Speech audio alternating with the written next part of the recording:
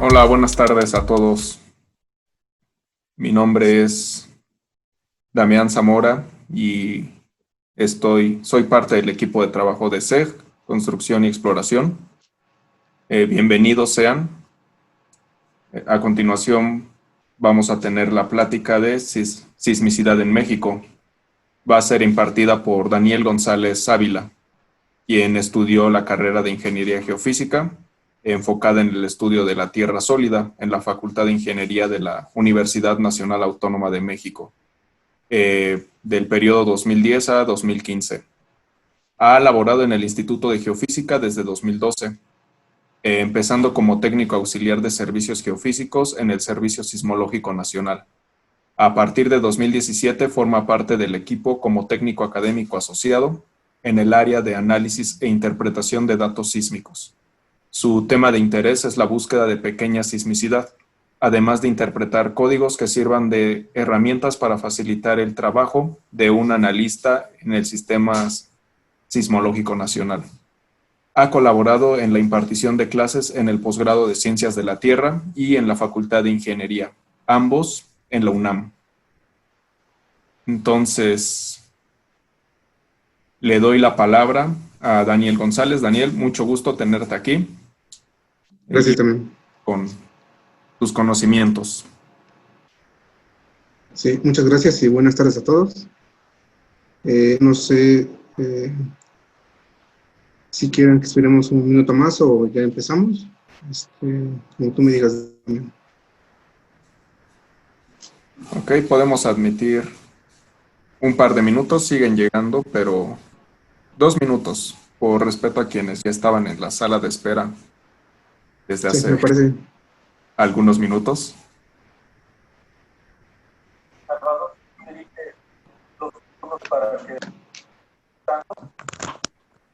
Perdón, Daniel Armando, no te escuchamos bien.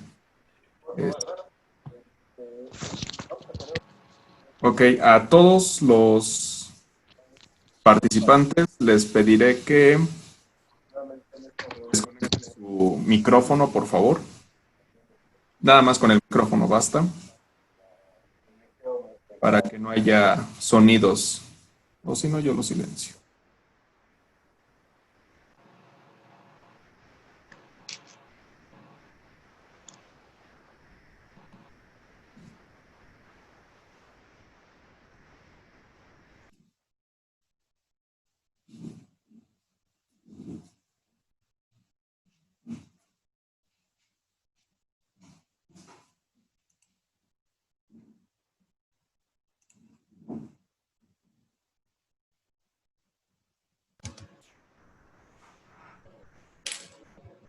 Ok, bien, Daniel, comenzamos. Muchas gracias. De nuevo, buenas tardes a todos. Durante la charla o la pequeña presentación, si tienen alguna duda, pregunta o algún comentario que les pueda resolver, con mucho gusto pueden interrumpirme. Y si no, yo supongo que por el chat tratarían de responder las dudas que tengan.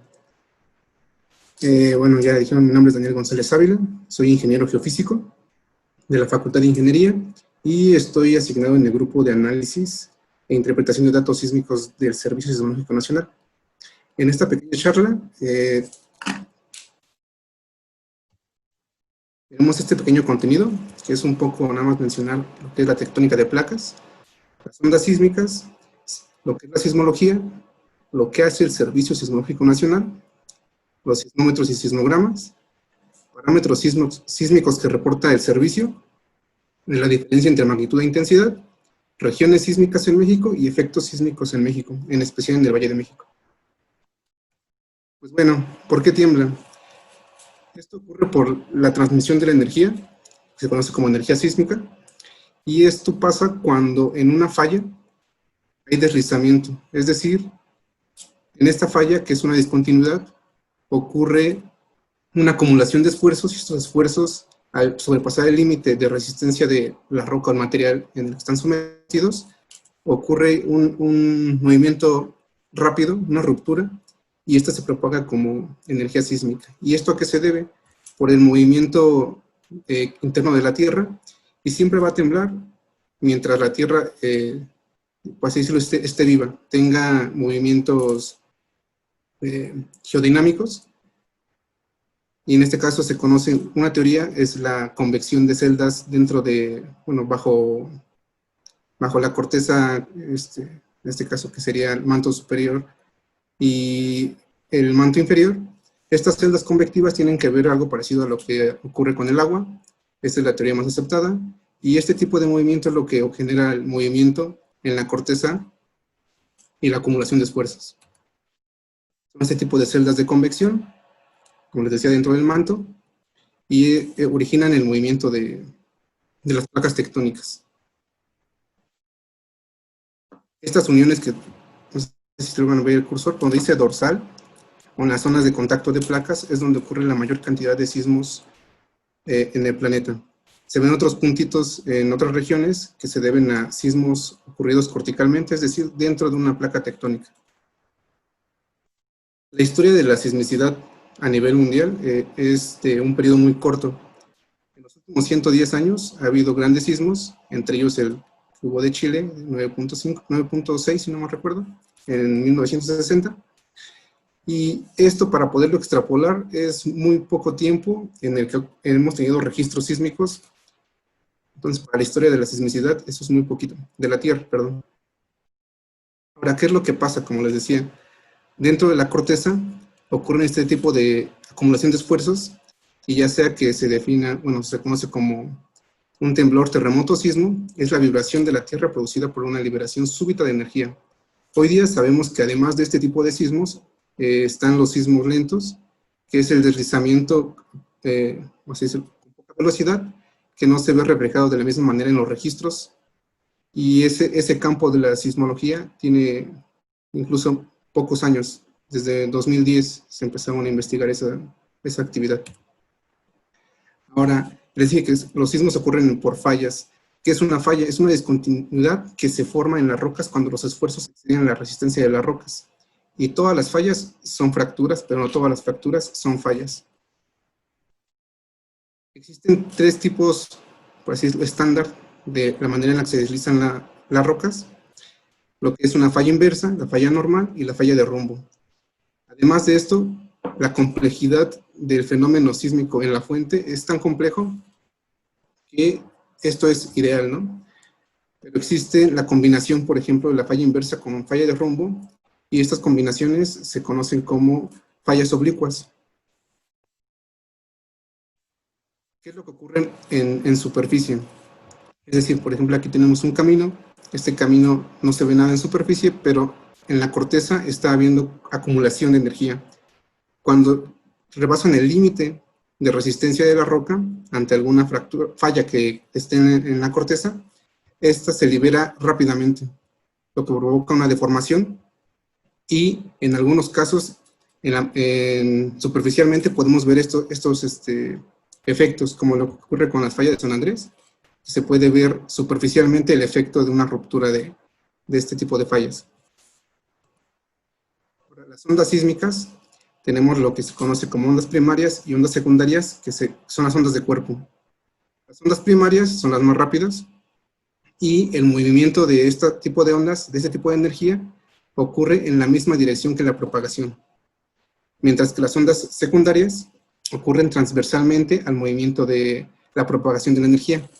Aquí en la figura que está arriba, es un sismograma donde vemos que el registro, la marca del registro, al inicio está en 0, o en promedio está en 0. Cuando llega la energía de tren de ondas de onda P, se ve el contraste al momento estacionario del registro en alguna estación, y normalmente la onda S tiene gran amplitud, y aquí lo podemos ver, ¿no? Está marcadito. Cuando este tipo de ondas, tanto P como S, que son las ondas de cuerpo, quedan capturadas en la parte más superficial de la corteza, se originan las ondas superficiales. Este tipo de ondas se desglosan en dos movimientos. Lo que es la transmisión de onda Rayleigh, que también se propagan en la dirección del movimiento, y su movimiento es como una elipse. Mientras que las ondas Love se transmiten en sentido transversal, como si fueran una especie de S, Este sistema secundario se conoce como sistema PSB o PSH, y este tipo de ondas son las que originan la mayor cantidad de daños en estructuras. Ahora, ¿qué es lo que pasa en México? En México tenemos o estamos ubicados dentro de 5 placas tectónicas. Lo que es la placa norteamericana, al oeste la placa de Pacífico, una pequeña placa que se llama placa Rivera, la placa de Cocos y la placa Caribe. Si se dan cuenta, aquí en esta figura les puedo, se ven unos puntitos. La mayor cantidad de eventos que tenemos registrados en la República Mexicana ocurren en estas uniones o estos choques de placa. Ahora bien, algo que pasa muy curioso en México es que lo que se conoce como punto triple, en este caso que es la unión o donde chocan 3 placas tectónicas, que ocurre al sur de la República, es un punto, de hecho aquí aparece punteado, porque aún no se tiene exactamente la unión o la posición de dónde está ese punto triple. En México, desde que se instaló la primera estación, han ocurrido 171 sismos mayores a 6.5 de magnitud. Y aquí están ploteados los 171 sismitos. Como pueden ver, comparado con lo que se reporta normalmente, que son, por ejemplo, el año pasado que fueron más de 20,000 sismos reportados durante todo el año, pues son muy poquitos los sismos de gran magnitud que ocurren en la República, pero tienen mucho impacto. Esta es la red que se tiene del servicio. La mayoría está concentrada en la zona centro-sur de la República. Y pues ahorita existen proyectos para poder expandir la cobertura de la red de banda ancha del servicio. Además de estas estaciones, el servicio cuenta con algunas otras redes compartidas de otras universidades. Y ahorita adelante lo menciono. Aquí les voy a presentar los 3 casos más recientes de sismos grandes, como lo fue de 2017, el sismo del 7 de septiembre, que nos tocó en la noche. Este sismito tuvo muchísimas réplicas y ocurrió en una región, aquí podemos ver el perfil, ocurrió dentro de la placa tectónica que está subduciendo. Ahora, esta subducción se refiere al fenómeno de que una placa se mete debajo de la otra. Entonces aquí podemos ver en este perfil que el sismo ocurrió dentro de la placa, ni siquiera ocurrió en el contacto que hay en ellas. Y en el cúmulo de la figura izquierda podemos ver la cantidad de réplicas que hubo para esos eventos. Normalmente se le dice réplica a la acumulación de sismos que ocurren después de un evento principal en una misma región. Aquí podemos ver que se empiezan a hacer 3 cúmulos de réplicas de sismos grandes, pero todos distribuidos hacia la misma dirección, que es lo que cubre esta línea roja. Y esto se debe a que el movimiento o el acomodamiento después del sismo grande afectó gran parte de la corteza, y para que ésta se relajara y entrara a su estado de estabilidad, tuvo que haber reacomodamiento en todos estos puntitos donde ocurrieron sismos. Esto es una gráfica que compara el número de eventos por día de este sismo de magnitud 8.1 y los 3 cúmulos principales de actividad sísmica después del evento.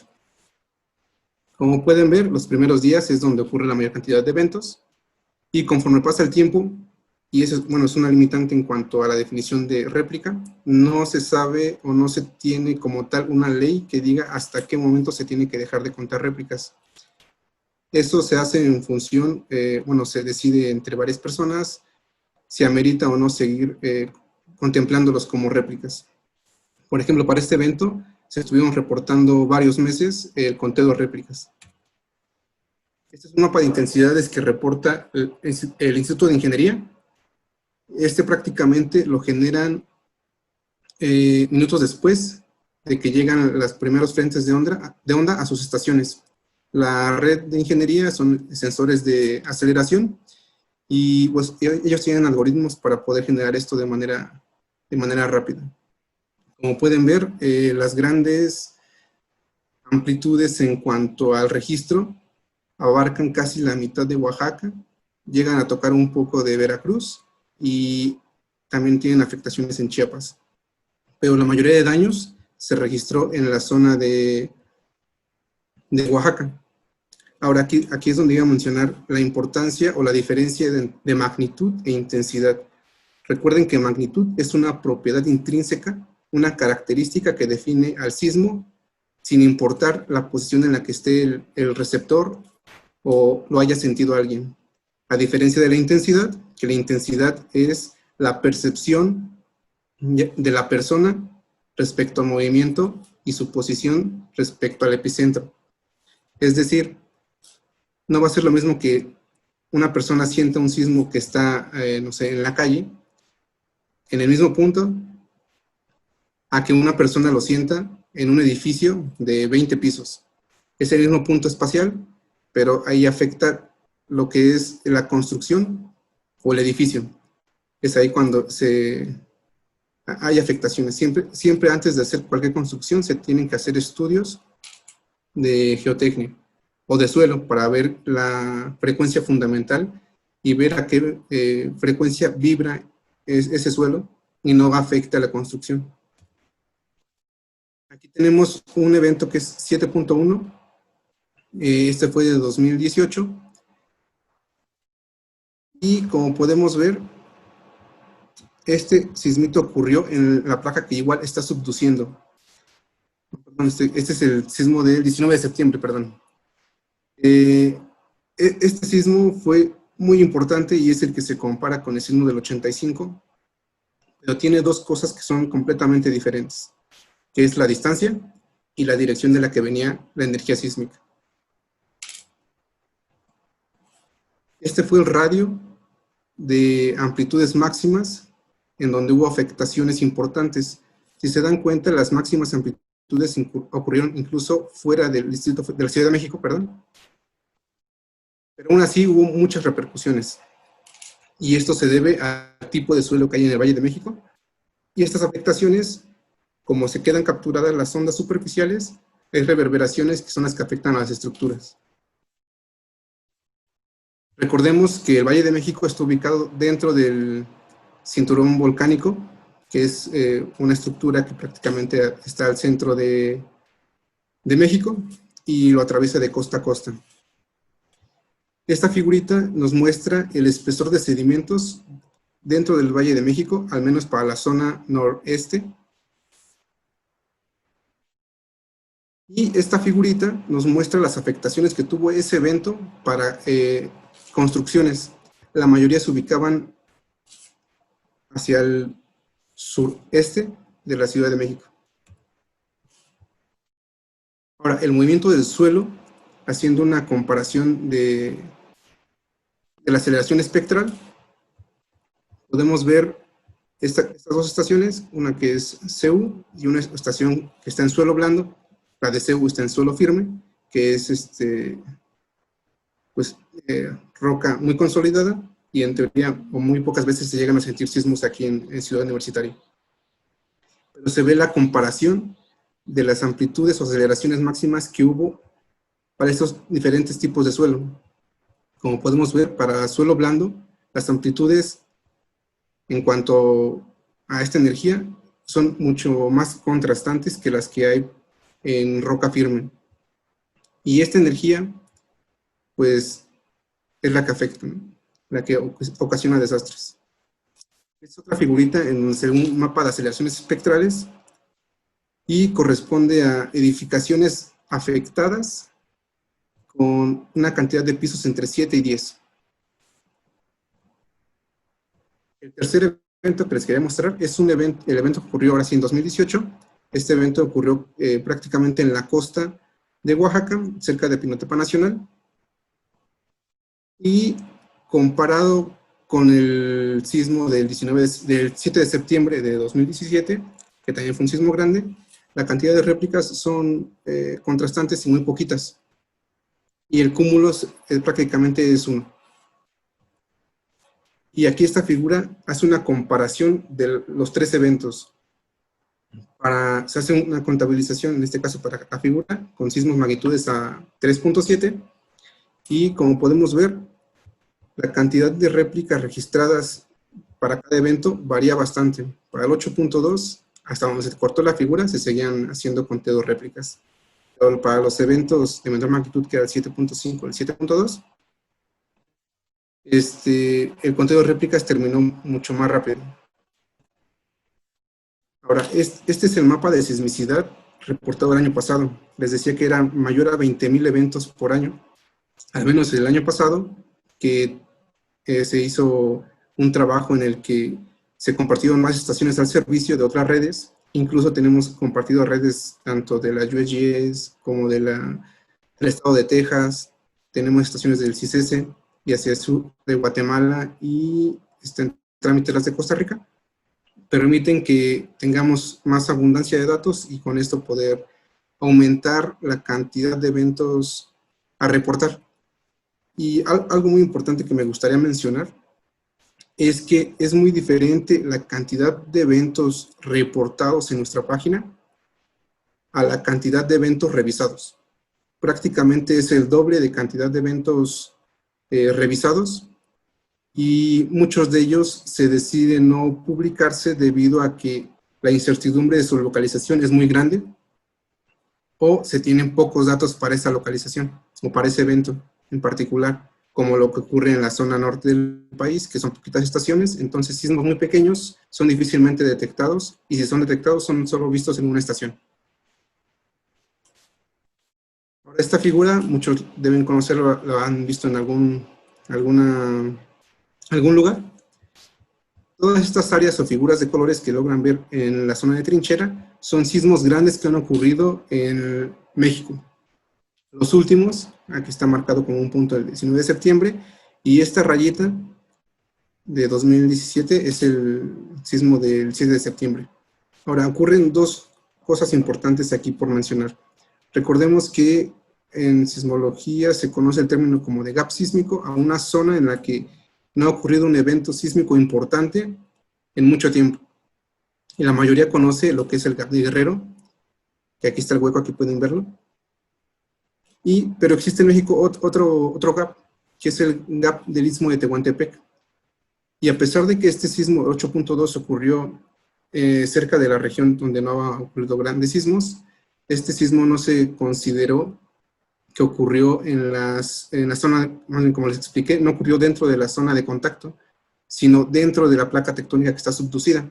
Es decir, aquí sigue sin haber un sismo importante en la zona de contacto. Se sigue acumulando esfuerzos. Lo que podemos hacer como profesionales es ser pioneros en poder basarse con estadística y proponer modelos para saber qué va a pasar en caso de. Ahorita llegamos a eso. Estos sismos aquí no están incluidos del 2000 al 2017, a excepción de esos dos grandes, mientras que en esta figura sí están incluidos, de 2000 a 2018, perdón. Entonces aquí podemos ver que los círculos o las figuras que están marcadas de colores corresponden a sismos que ocurrieron en la zona de contacto, que se consideran, digamos, grandes, magnitud 6.5, pero se ve muy contrastante a lo que ha ocurrido en la historia de México. Entonces nos queda saber que México es un país altamente sísmico y estar consciente de ello para saber qué hacer en caso de. Un factor muy importante que es difícil o es un parámetro muy difícil de obtener en cuanto a una localización es la profundidad de los eventos. Muchas veces cuando son pocas estaciones, la profundidad, como es un parámetro que se invierte, es de los más difíciles a obtenerse, pero se han hecho estudios para tener guías, o en este caso son isolíneas, de profundidades estimadas a partir del catálogo que se tiene en el servicio, para poder en la inversión proponer rangos y que la profundidad sea más concisa o tenga menos incertidumbre a la hora de converger a un valor. Ahora, ¿qué es lo que pasaría en México en caso de que hubiera un sismo importante, en este caso en el Gap de Guerrero, que es el que más se conoce? Por ejemplo, se pueden hacer este tipo de estudios que se propone se conoce el área en la que no ha temblado, entonces a partir de ese parámetro existen ecuaciones en la sismología que puedes inferir la magnitud de un evento a partir del área de ruptura. En este caso, y se pueden plantear escenarios. Por ejemplo, para este escenario, que es el escenario, les pongo el escenario 1, puede esa área, por la acumulación de energía en tanto tiempo, pueden ocurrir 4 eventos de magnitud superior a 7.5. Otro escenario que se puede plantear es otro sismo de magnitud 8.2. Entonces, esto es lo que se puede hacer. No es de que yo esté prediciendo los sismos, sino más bien estoy proponiendo escenarios que pueden ocurrir en esa región en la que yo sé cuánta cantidad de área no ha habido deslizamientos importantes. Ahora, regresemos un poquito al servicio, lo que hace el Servicio Sismológico Nacional. Cuando se inauguró en 1910, contaba con poquitas estaciones analógicas. Es decir, se registraban en papel carbón, algo parecido a lo que se hace con la fotografía, bueno, dispositivos fotográficos viejitos, y después pasó a papel.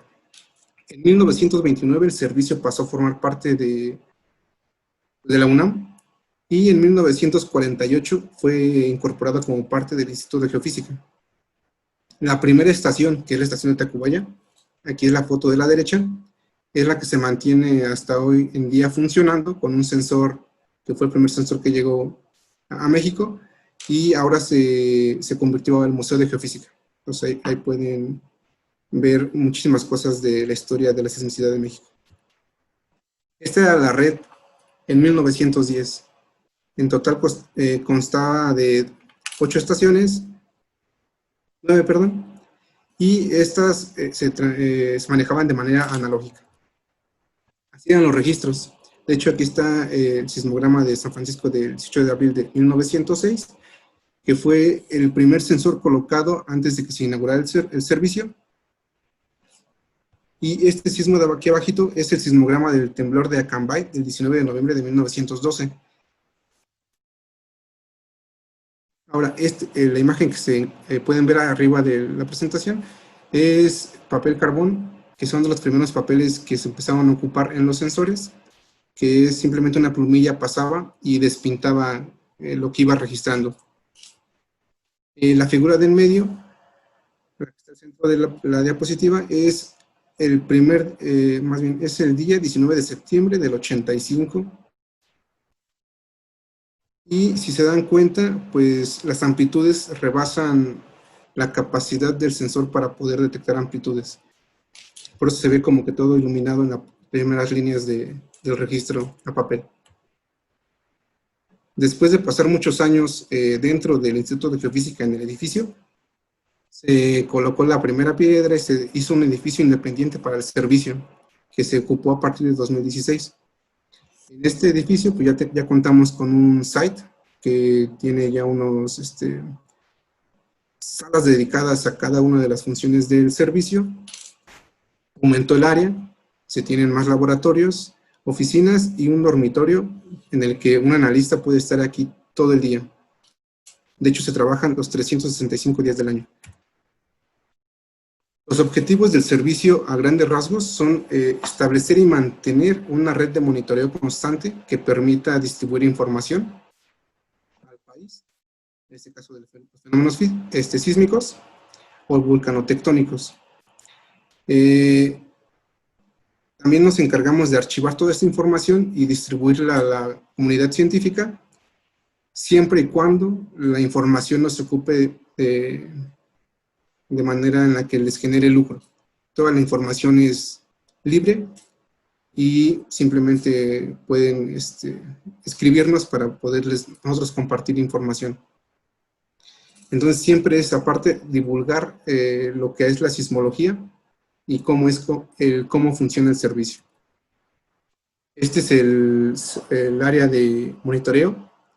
En esta área pues tenemos la capacidad para que trabajen 4 personas al mismo tiempo, con diferentes programas que van, dedicados a la sismología, que van desde la visualización de datos, conforme van llegando al servidor, es una paquetería que se llama SWARM, hasta programas como Syscom, que utiliza módulos para poder hacer cálculos automáticos con la información que igual llega aquí al servicio. Ahora, la metodología que ocupa un analista dentro del servicio en cuanto al monitoreo o cálculo de sismos, se ocupan Seiza, que es una paquetería libre para poder hacer picado de fases, y las fases que a nosotros nos llaman la atención o son las que nos dedicamos a buscar son las fases P y S. Tenemos herramientas para poder facilitar todo este proceso dentro del monitoreo, y una vez que el analista revisa la información que llega de un evento, si todo está bien y tiene poca incertidumbre, lo que procedemos es a reportarlo en nuestra página web. ¿Y cómo es que hace esta inversión Seiza, que es la paquetería que ocupamos? Utiliza dos cosas importantes. Hace una especie de triangulación, como lo que hace un GPS normal de teléfono, que es triangular nuestra posición con satélites, pero en este caso, esa triangulación se hace con las estaciones. Igual nos permite obtener la profundidad, que es lo que más cuesta trabajo, y esta profundidad está en función siempre del modelo de velocidades. Es decir, tenemos un modelo regional para toda la República, y además se tienen modelos particulares para cada zona en la que se han hecho estudios para poder definir mejor la estructura en cuanto a la corteza de la región, para poder mejorar el modelo en ese sitio y la precisión de la localización mejore muchísimo. Ahora, ¿qué hacer en cuanto al me dijeron, es decir, los rumores? Pues no hacer caso, siempre dirigirse a los medios que son oficiales. Está Protección Civil, está Senapred, estamos como el Servicio Sismológico Nacional. Entonces, siempre remitirse a las instituciones correspondientes para no entrar en los rumores y generar pánico innecesario, ¿no? Ahora, en esta figura lo que quería mostrarles es cómo funciona la alerta sísmica del SASMEX, que es una organización independiente a nosotros, y porque muchos se preguntan por qué la alarma sonó después de que llegó el sismo, la energía sísmica, el 19 de septiembre del 2017. Y esto ocurre porque en primera instancia este sistema de alertamiento fue diseñado para las costas. Todos los sismos grandes que vinieran de la costa, lo que hacían es transmitir esa señal vía radio para avisar a la Ciudad de México y que ésta tuviera tiempo suficiente para poder hacer los protocolos necesarios y resguardarse. Pero conforme pasaron los años, esta red se expandió hacia el centro de la República, pero tiene la misma función, está dedicada para sismos grandes ocurridos en la costa. Ahora, la energía sísmica viajó mucho más rápido por la distancia que era tan corta y llegó antes de que sonara la alerta sísmica en 2017. Entonces, pues eso, ¿no? Por la cercanía, la estructura en la que se definió inicialmente el proyecto de alertamiento y, pues, como les digo, es una institución independiente al Servicio Sismológico Nacional. Ahora, por ejemplo, esto fue lo que pasó en 2012, el 20 de marzo, que fue el sismo de Ometepec. Hubo bastantes daños. El sismo del 57, que fue otro sismo grande, que ocurrió a 310 kilómetros de la Ciudad de México. Y en particular, este evento lo que provocó es de que se empezara a hacer el reglamento de construcción en la Ciudad de México. Porque antes de eso no había, ¿no? Todo se construía a diestra y siniestra. Pero aún así no era suficiente la información que se tenía y no era muy bueno el reglamento en ese entonces, porque se tenía poca información referente a sismos grandes en la historia de México. Y llegó este sismo del 85, que tuvo muchísimas afectaciones, ocurrió en la zona oeste del país, y a pesar de que la lejanía del evento, que fueron más de 400 kilómetros, tuvo muchas repercusiones dentro de la ciudad. Y todo esto por el tipo de construcción, por el tipo de suelo que había, y porque hasta cierto punto seguían sin respetarse lo poco que había de reglamento de construcción. Por ejemplo, en la primera imagen podemos ver que los edificios están muy cerca uno de otro, entonces si uno tenía problemas de estructura, al vibrar, afectaba al otro edificio. La mayoría de edificios que se cayeron fueron edificios con pocos pisos, más bien, con muchos pisos, como el Hospital General. Este eventito, que fue el 7.6, también podemos ver los daños que ocasionó. Entonces, por ejemplo, para sismos grandes en México, los que más recuerda la gente son los de Acambay, que ya se cumplieron 110 años. Bueno, este año se cumplen 110 años de este sismo. El sismo del Ángel, que fue en el 57, y el sismo del 85. Y ahora pues recordamos de manera más fresca los de 2017. Entonces, hay dos cosas a considerar cuando hay un evento sísmico, más bien un desastre sísmico. Es considerar el fenómeno, que en este caso nosotros ya sabemos que México es altamente sísmico por la zona en la que estamos. Y otro detalle o punto a considerar muy importante antes del desastre es la vulnerabilidad de la población. Ahora, ¿a qué voy con esto? Que puede haber sismos grandes, pero si no hay población a la que está afectando, este no se considera como un desastre, ¿no? Y un desastre ocurre cuando la población está afectada. Entonces, ¿qué pasa en la Ciudad de México? Sigue habiendo crecimiento descontrolado de edificaciones y pues, aunque haya un reglamento de construcción, pues se considera que la información sigue siendo poca para el tipo de desarrollo que está habiendo exponencialmente. Y eso lo podemos ver con el sismo de 2017. Hubo afectaciones, a pesar de que había reglamento ya de construcción, muchas edificaciones, incluso me tocó ver edificaciones recién hechas o con pocos años de haberse construido, que era prácticamente pérdida total, como lo fue en la Condesa, que edificios de 3, 4 pisos prácticamente, o sea, desalojaron, a pesar de que no se cayeron con el evento, ya no eran habitables. Ahora, el sismo de Acambay en México fue un sismo curioso e importante, porque ocurrió en una zona en la que, como el de 2017, del 19 de septiembre, en una zona en la que no se esperaban sismos grandes, pero tienen el potencial de que ocurran. Por ejemplo, este fue una magnitud 6.9 y pues ocurrió casi al centro del país, cerca igual de la Ciudad de México, al noroeste. Los tipos de suelo, hay muchos trabajos en los que se ha aportado información con el tipo de suelo y esto ayuda a que se mejore constantemente, o se debería mejorar constantemente el reglamento de construcción. Igual se han hecho trabajos en los que se presentan las fallas activas que hay dentro del Valle de México, que a pesar de que es un suelo lacustre, el Valle de México pues presenta fallamientos locales. Y de hecho hay bastantes fallas, ¿no? Entonces es importante siempre antes de construir tomar esto en cuenta, en especial para edificios grandes. El servicio cuenta con una red en el Valle de México, que es una estación por cada delegación, y además otras 16 estaciones en el resto del Valle de México. Podrán no ser suficientes, pero incluso aunque se tuvieran más estaciones dentro del Valle de México, no sería tan eficiente su uso, ya que pues, el ruido de la ciudad dificulta mucho el registro de los temblores pequeños.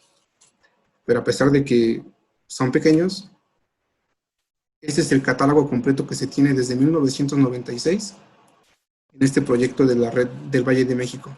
Son muchos eventos, tiembla constantemente, la mayoría no son sentidos, pero cuando son sentidos, son de magnitud que ronda la magnitud 2, que se considera pequeños.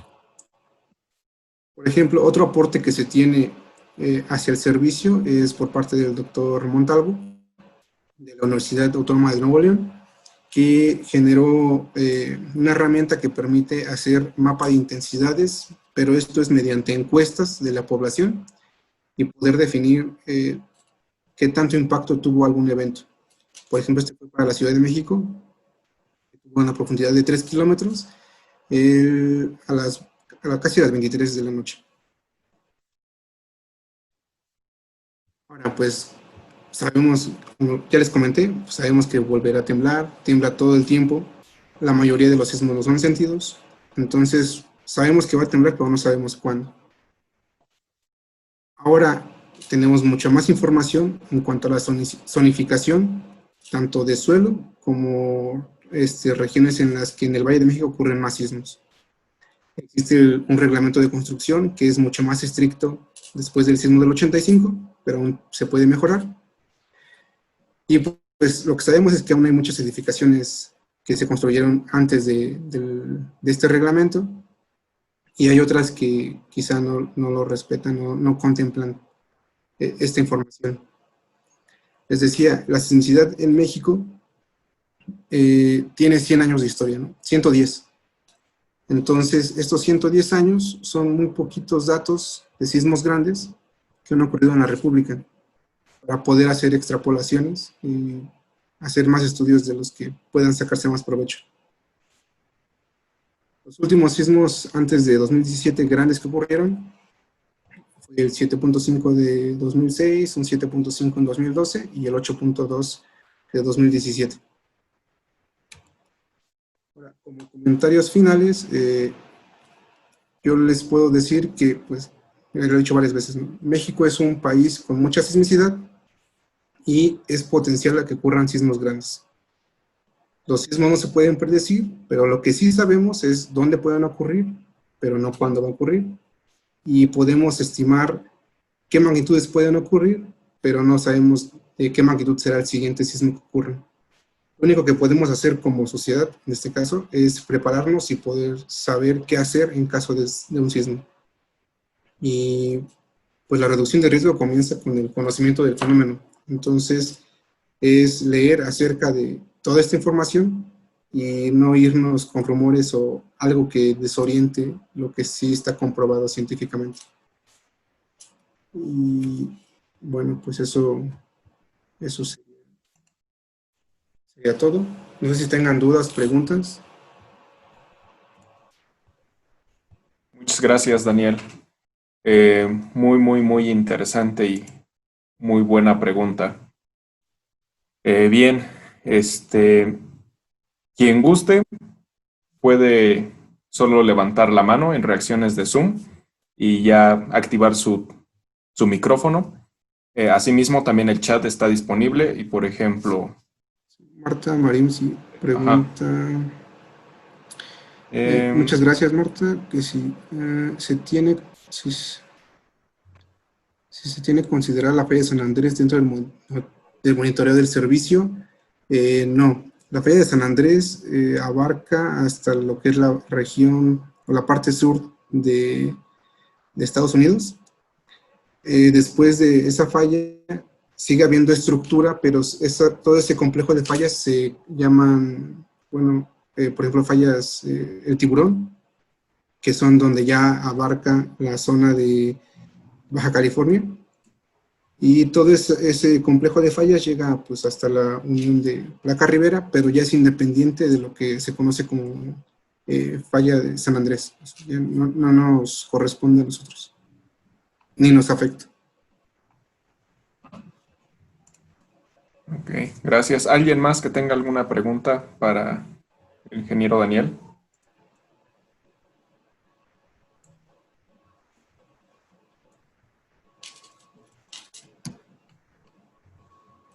¿O nos quieran compartir algún comentario, alguna felicitación?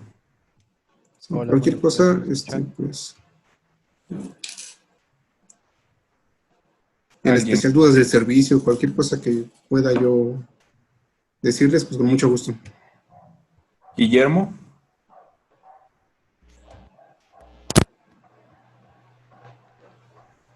Ok. Hola, buenas tardes, ¿sí me escuchan? Claro que sí, Guillermo. Sí, es que creo que no se ve bien mis audífonos.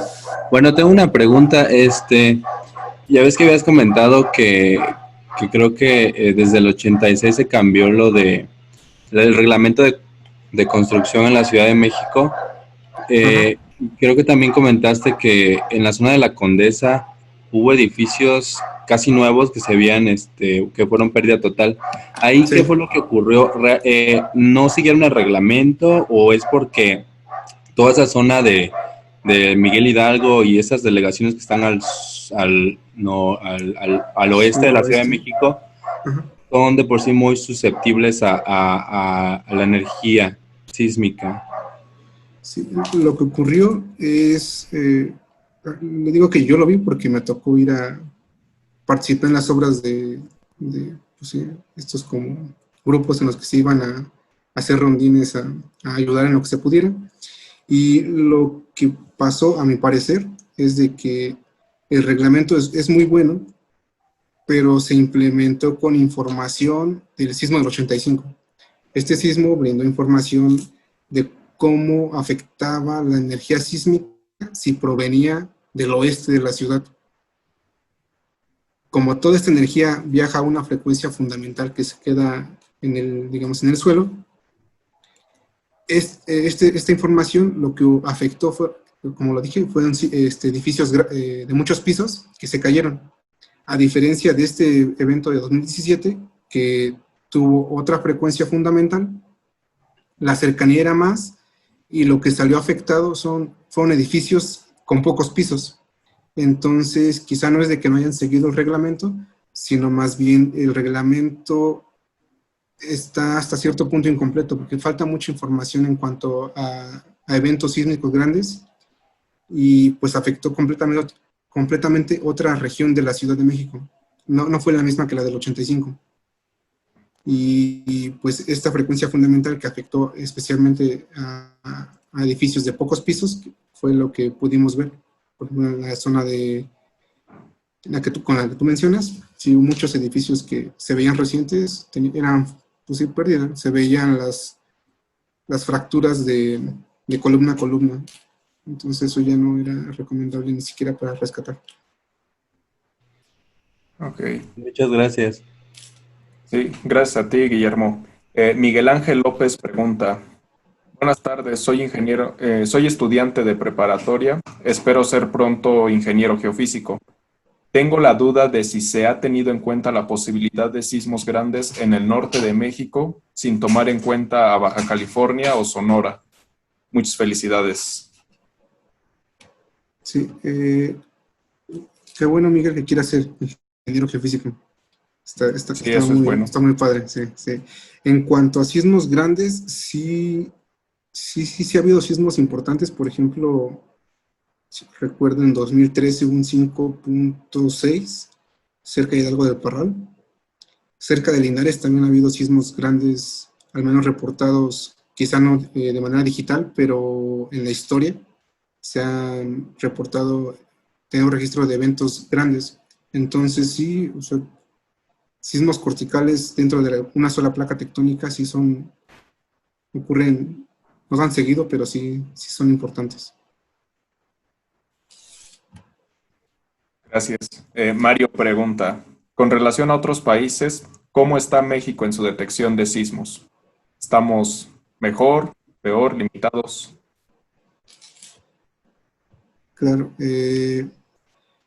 pues la cantidad de estaciones que tenemos actualmente para lo que uno esperaría reportar, o hablando de manera particular como analista, siguen siendo muy pocas. Se tienen al menos ahorita 3 proyectos para poder instalar más estaciones y pues esperamos tener una mejor cobertura para la detección. Como lo mencioné, la mayoría de sismos reportados ocurren en la zona central hacia el sur de México, y no es porque tiemble más aquí en esta región, sino es porque tenemos muchas más estaciones que en la zona norte. Y los proyectos que se tienen es pues poder repoblar de estaciones sismológicas para que haya mejor umbral de detección de sismicidad más pequeña. Y pues aunado a eso, pues sí, quizá en primera instancia no es tan difícil que se generen los proyectos para poder poner estaciones. El problema viene después, ¿no?, del mantenimiento. Es cuando se acaba el proyecto y quién va a hacerse cargo de todo esto. como servicio, pues sí tenemos un presupuesto, pero pues sí, ese presupuesto para en el número de estaciones, pues sí puede ser muy poco del que uno esperaría. Ok, gracias. Mónica pregunta, además de felicitarte, ¿cuál es la diferencia entre los sismos de 1985 y de 2017? La diferencia en cuanto al tipo de evento, Mm, o, si nos pudieras, si quieres activar micrófono, Mónica, también sería de ayuda o escribirnos un poco más para ser sí, más puntuales. sí, porque pues diferencias hubo pues muchas, ¿no? Desde el epicentro hasta Ah, ya. pues la cercanía de la ciudad. En la frecuencia, yo creo, en Ah, las... ¿en cómo llegan? Sí, Ujú. ok. Como es mayor la distancia que recurrió la energía sísmica del evento del 85, eh, conforme se propaga esta energía, va disminuyendo la amplitud con la que se va transmitiendo. Entonces, la repercusión o esa frecuencia, esa longitud de onda en la que se fue reduciendo mientras se atenuó, cuando llegó a la Ciudad de México, afectó, eh, como decía, edificios grandes, mientras el sismo de 2017, al ser frecuencias altas por la cercanía al epicentro y que la energía aún no se había atenuado lo suficiente, lo que afectó es a edificaciones pequeñas, y esto lo puedes probar tú haciendo un pequeño experimento en donde pones, por ejemplo, ya sea popotes o alguna estructura vertical de diferentes tamaños, y les pegas un poco de plastilina en las puntas a esos popotes. Si tú mueves de manera lenta la base de donde pongas los popotes, se van a mover eh, mucho más contrastante las popotes más grandes que los pequeños. Mientras que si tú haces movimientos muy rápidos a la base donde los pusiste, se van a mover más rápido los edificios, bueno, los popotes más pequeños que los grandes. Entonces, desde ahí son completamente diferentes por el tipo más bien, sí, por la atenuación que hubo de energía sísmica y la distancia que hubo del epicentro a la ciudad. Muchas gracias. Bien, antes de terminar, si no hay alguna otra pregunta por ahora, me gustaría invitarlos a ciertos workshops que tenemos para ustedes, también un curso de programación, eh, porque, bueno, recordemos, esta plática ha sido en conmemoración a los sismos que tenemos más marcados en nuestro colectivo, los mexicanos, sobre todo los de la zona centro, que son los de 1985 y 2017. Pero eh, como parte todavía de eso, tenemos el agrado de invitarlos a los siguientes workshops. Bueno, te están felicitando. Ok. ¿Vas a compartir? ¿Quieres que quite la Sí, compartición? por favor. Creí que ya estaba compartiendo. ¿Todavía no? Ahí está. Ok. ¿Ya lo ven? Sí, ¿verdad? Sí, ya sé, todo bien. Gracias. Bien, tenemos un workshop donde, justo como nos platicaba Daniel, uno de los factores más importantes para hacer posible que una estructura no caiga ante ciertos sismos está el modelado de H sobre B, se le llama, mediante el registro de vibración ambiental. En este workshop se verá cómo hacer la inversión de esta curva y el modelado, el cual está programado para el 18 de septiembre de 6 a 8 pm. Este workshop es continuación inmediata, preferentemente continuación inmediata de la obtención de la frecuencia fundamental, que está programado para el 17 de septiembre de 6 a 8 pm.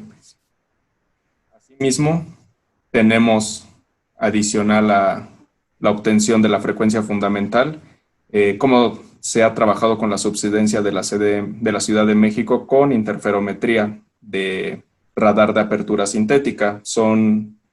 Es detectar movimientos muy ligeros en la superficie terrestre con imágenes satelitales. Este workshop está programado para el 19 de septiembre de 4 a 6 p.m. Los 3 van a estar dirigidos principalmente a profesionales que vayan para el ámbito de la geotecnia, como para estudiantes que deseen ya adquirir herramientas de inmediata aplicación, ya que nuestros instructores trabajarán con datos adquiridos en campo. Y por último, ya más dirigido a más gente estudiantil y jóvenes profesionales, Python para ciencias e ingeniería, del 21 de septiembre al 9 de octubre. Son 3 semanas en 3 módulos. Ustedes pueden elegir cuál módulo tomar dependiendo a los conocimientos que ya tengan de Python. Se empieza desde cero, o así también hay un nivel intermedio si ya tienen conocimiento previo, o si ya saben bastante pero quieren saber manipular, trabajar análisis numérico con Python. Para eso tendríamos la 3ª semana. ¿Ok?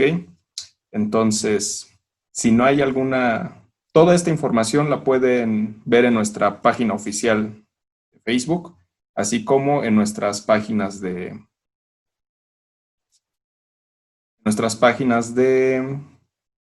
la página de sec-exploración.com. También nos pueden contactar por el número que tienen en la parte inferior derecha. Y pues, si no hay más preguntas para Daniel o con nosotros o algún comentario, les agradecemos mucho su participación. Todos los que llenaron el formulario y, bueno, no todos, de preferencia los que asistieron, muchísimas gracias por su tiempo. Espero haya sido una plática enriquecedora para ustedes en este viernes. Gracias también. Gracias a todos. Creo que ahí Mónica quiere preguntar algo. Ok, una pregunta más. Mi opinión de qué le hace falta al reglamento. Pues de manera personal te puedo decir que quizá complementarse con este tipo de metodologías que son hasta cierto punto recientes, como lo es, de hecho los 2 workshops que van a hacer aquí con la SEG, es más estudios de H sobre B, ruido ambiental, y complementarlo con imágenes satelitales. Es una muy buena herramienta que permite ver muchas cosas. En este caso se maneja como subsidencia, pero pues sí, imágenes satelitales ayudan muchísimo para buscar estructuras. Entonces pues sí, hay muchas aportaciones de reciente creación, por así decirlo, que pueden considerarse para anexarlas al reglamento. Y más que nada que se respeten. Sí, gracias. Ok. Bien, muchísimas gracias a todos los que asistieron.